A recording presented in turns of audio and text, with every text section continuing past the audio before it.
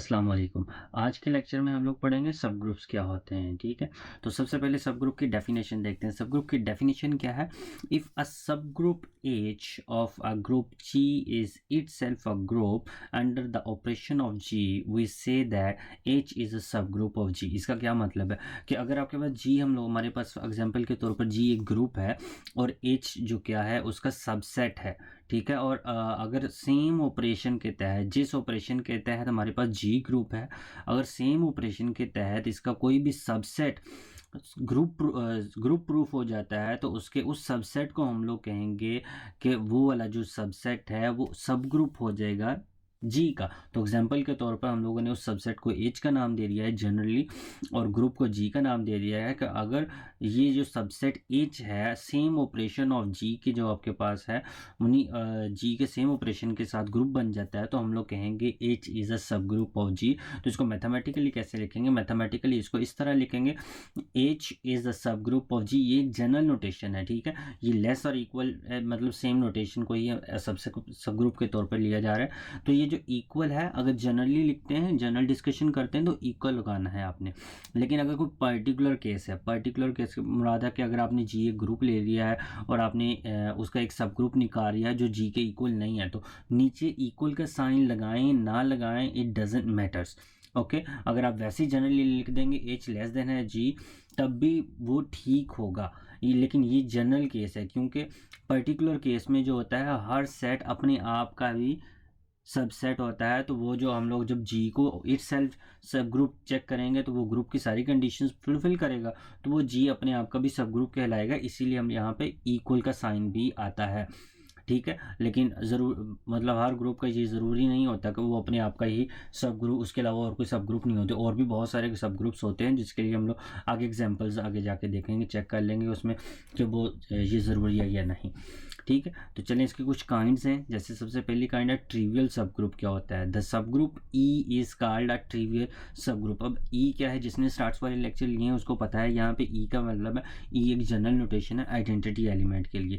तो एक ऐसा सबसेट जिसमें सिर्फ और सिर्फ आइडेंटिटी होता है, आइडेंटिटी एलिमेंट ही होता है, वो एक ट्रिवियल सब ग्रुप है। ये आप अगर किसी ने स्टार्ट्स वाले लेक्चर लिए हैं उसको पता है कि ऐसा सबसेट जिसमें सिर्फ और सिर्फ आइडेंटिटी एलिमेंट हो वो ग्रुप होता है, ठीक है। तो किसी भी ग्रुप का सिर्फ और सिर्फ आइडेंटिटी एलिमेंट वाला जो सबसेट है वो आपके पास सब ग्रुप होगा, क्योंकि वो सारी की सारी ग्रुप की कंडीशंस फुलफिल करता है। और ऐसा ग्रुप, ऐसा सब ग्रुप जो सिर्फ आइडेंटिटी एलिमेंट वाला नहीं होगा, मतलब इसके अलावा और कोई भी अगर आपके पास सब ग्रुप होगा तो वो नॉन ट्रिवियल सब ग्रुप कहलाएगा। फॉर एग्जांपल के तौर पर अब जहाँ पे हम लोगों ने एक एग्जांपल ले लिया मॉड्यूलो क्लासेस के लिए, तो एक ग्रुप लिया है जिसमें 1 से लेके 9 एलिमेंट है और इसका मॉडुलस क्या है? आपके पास मॉडुलस उसका 10 है, ठीक है। अब मॉडुलस को कैसे प्रूव करते हैं कि किसी भी ग्रुप को विद मॉडुलस वाला, ये मैं आपको नेक्स्ट लेक्चर में बताऊंगा, ठीक है। एक्सप्लेन करूंगा कि हम लोग कैसे चेक करते हैं कि ये वाले मॉड्यूलो क्लासेस आपके पास ग्रुप कैसे होती हैं, ठीक है। तो आज के लिए इसमें सिर्फ हम लोगों ने एग्जांपल लिए जिसमें हम लोग सिर्फ सब ग्रुप को डिस्कस करेंगे। तो ये एक ग्रुप है, ठीक है। इसमें हम लोगों को प्रूफ नहीं करना है, इसमें हम लोगों को बस इसके सब ग्रुप्स चेक करने हैं, क्योंकि हम लोग सब ग्रुप को डिस्कस कर रहे हैं। तो चले, ये मैंने ग्रुप ले लिया है जिसके 9 एलिमेंट्स हैं और ठीक है, और इसका जो मॉडुलस है वो 10 है। तो इसकी मैंने 3 सबसेट्स ले लिए हैं, ठीक है। वो will find the trivial and non trivial subsets, सब ग्रुप्स ऑफ जी, सॉरी। सो जो फर्स्ट ए बी सी, ए में क्या है? सिर्फ एक ही एलिमेंट है और वो क्या है? 1 है। बी में कितने एलिमेंट्स हैं? 3 एलिमेंट्स हैं, वो क्या है? 1 2 3। और सी में कितने एलिमेंट्स हैं? 1 3 5 7 9। अब यहाँ पे मल्टीप्लिकेशन के लिहाज से आपको पता है जो 1 होता है वो आइडेंटिटी एलिमेंट होता है। तो आपको पता है आइडेंटिटी एलिमेंट वाला सब ग्रुप सबसेट जो होता है वो हमेशा ग्रुप की कंडीशंस को सेटिस्फाई करता है। तो इसका मतलब है जी ए यहाँ पे आपके पास क्या होगा? ग्रुप होगा, ठीक है। तो ए क्या होगा? ग्रुप है। अब B is not a group. अब वो ग्रुप क्यों नहीं है? क्योंकि जब 2 को 2 से मल्टीप्लाई करेंगे तो आंसर क्या आएगा? 4 आएगा, जबकि 4 इसमें बिलोंग नहीं करता, बी के अंदर 4 मौजूद नहीं है।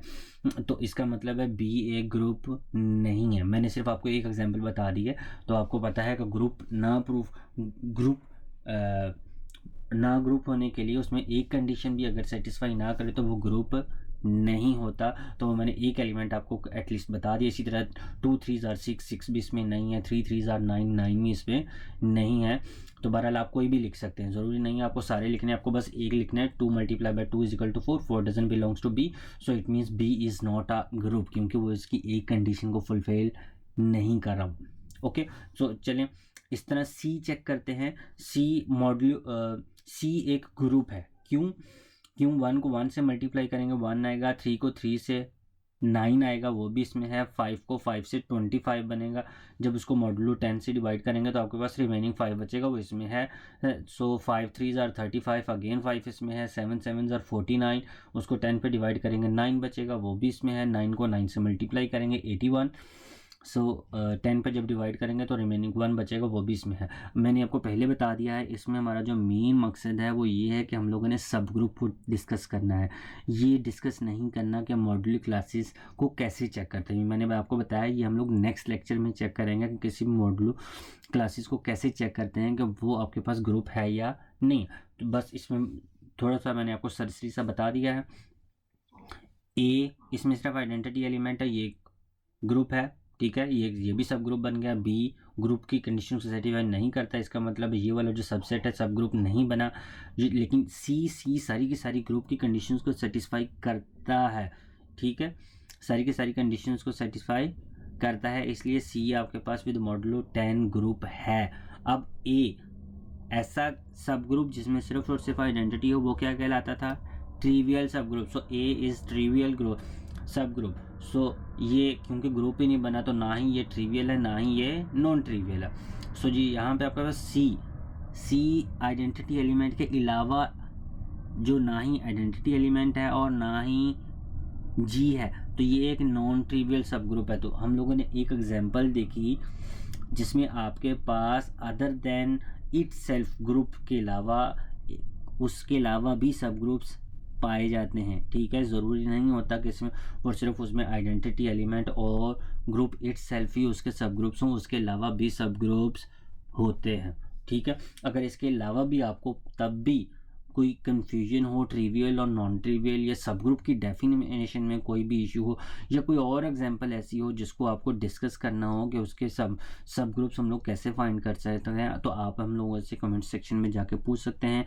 तो ठीक है, अगर इसके अलावा कोई भी कन्फ्यूजन हो, इस लेक्चर में कोई कन्फ्यूजन हो पूरे लेक्चर में, तो आप लोग तब भी कमेंट सेक्शन में जाके हम लोगों से पूछ सकते हैं। सो मिलते हैं नेक्स्ट लेक्चर में, तब तक के लिए अल्लाह हाफिज़।